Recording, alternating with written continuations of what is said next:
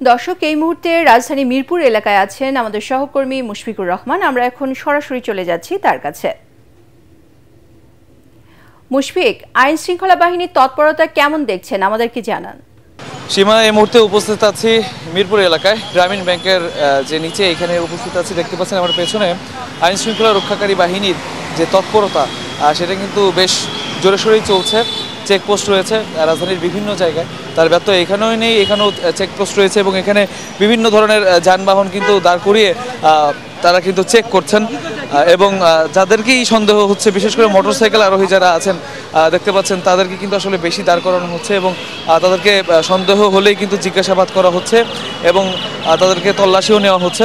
মূলত আপনি জানেন যে 13ই নভেম্বর বাংলাদেশের কার্যক্রম নিষিদ্ধ হওয়া যে সংগঠন, রাজনৈতিক সংগঠন আওয়ামী লীগ, তাদের অনলাইনে ডাকা যে লকডাউন কর্মসূচি, সেই কর্মসূচিকে আসলে কেন্দ্র করে আসলে বেশ উত্তেজনা কিন্তু বিরাজ করছে রাজধানী জুড়ে।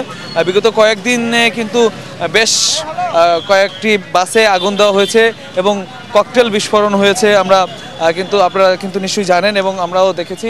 এবং তারই পরিপ্রেক্ষিতে যেহেতু আগামীকালকেই 13 তারিখ এবং আজ রাতেও নাশকতার বেশ আশঙ্কা রয়েছে, সেটা জেনে কিন্তু আসলে আইন শৃঙ্খলা রক্ষাকারী বাহিনী যারা আছেন তারা কিন্তু বেশ তৎপরতা শুরু করেছেন। এবং আমরা যখন এখানে আসছিলাম রাস্তাঘাটে আমরা যেটা দেখেছি যে গাড়ি ঘোড়ার যে পরিমাণ এবং মানুষজনের যে চলাফেরা রাস্তাঘাটে সেটা কিন্তু অনেকটাই কম দেখেছি। এবং আমরা দেখেছি যে সেনাবাহিনীর যে পেট্রোলিং যে টিম, যারা সারা ঢাকা জুড়েই যারা পেট্রোলিং করে থাকে বা টহল দিয়ে থাকে, তারা কিন্তু আসলে বেশ তৎপর এবং তাদের সেখানে কিন্তু আসলে বাড়ানো হয়েছে ইউনিট এবং যানবাহন। এছাড়া আমরা জেনেছি যে বিজিবি তারাও কিন্তু বিভিন্ন জায়গায় চেকপোস্ট করেছে এবং তারাও কিন্তু যাদেরকে সন্দেহ হচ্ছে তাদেরকে কিন্তু তল্লাশি করছে। এবং ঢাকার বিশেষ করে যে প্রবেশদ্বারগুলো, বিশেষ করে সেই প্রবেশদ্বারগুলোতে কিন্তু আসলে নিরাপত্তা আরও জোরদার করা হয়েছে। এবং গতকালকে যে মিটিং হয়েছে সেই মিটিংয়ের মাধ্যমে আসলে সরকারের পক্ষ থেকে জানানো হয়েছে যে যদি কাউকে সন্দেহ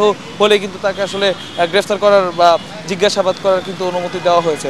তো 13 তারিখে আসলে আওয়ামী লীগের যে অনলাইনে ডাকা লকডাউন, সেই লকডাউনে আসলে কোনো ধরনের কোনো নাশকতা যাতে না হয়, বড় ধরনের বিশৃঙ্খলা না হয়, সেটাকে রুখে দিতে আইন শৃঙ্খলা রক্ষাকারী বাহিনীর এই তৎপরতা। এবং রাজধানীতে আজকেও কিন্তু আসলে টুইন টাওয়ার থেকে শুরু করে বেশ কয়েকটি জায়গায় ককটেল বিস্ফোরণ এরই মধ্যে হয়েছে এবং রাজধানীর যে বসিলা এলাকা সেখান থেকে ককটেল উদ্ধার করেছে র্যাব। এবং বৌদ্ধভূমি যে কবরস্থান রায়ের বাজার, সেখান থেকেও কিন্তু পরিত্যক্ত অবস্থায় আসলে বেশ কয়েকটি ককটেল উদ্ধারের খবর কিন্তু আমরা পেয়েছি।